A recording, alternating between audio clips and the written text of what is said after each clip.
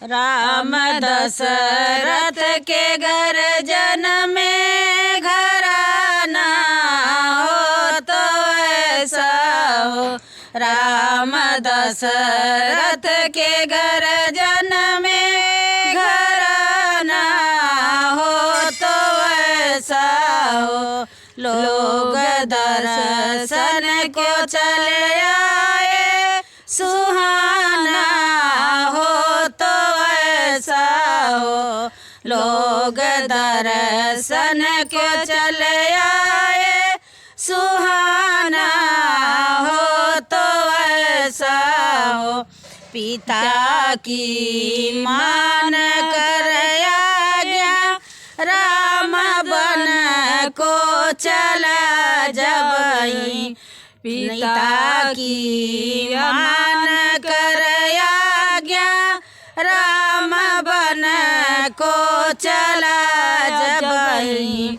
ना छोड़ा संग सीता ने जनाना हो तो ऐसा हो।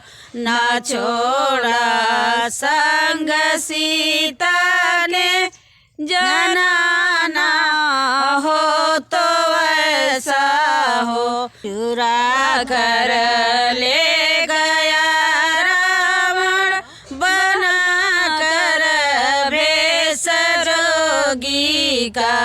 कराया नाश सब अपना दीवाना हो तो ऐसा हो। राम दशरथ के घर जन्म में घराना हो तो ऐसा हो।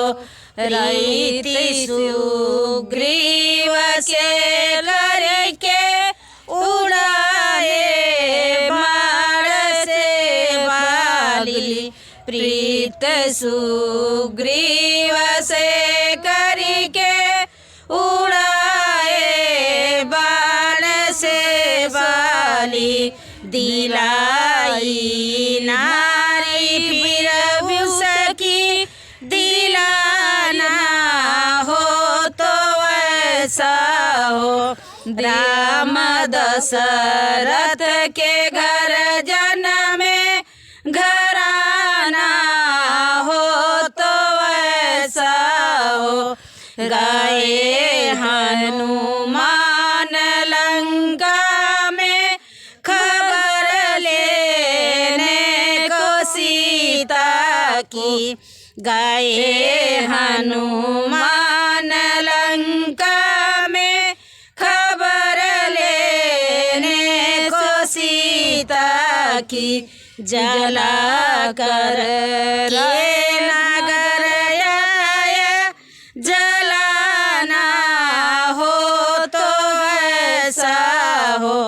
जला कर के नगर आया जलाना हो तो ऐसा हो। राम दशरथ के घर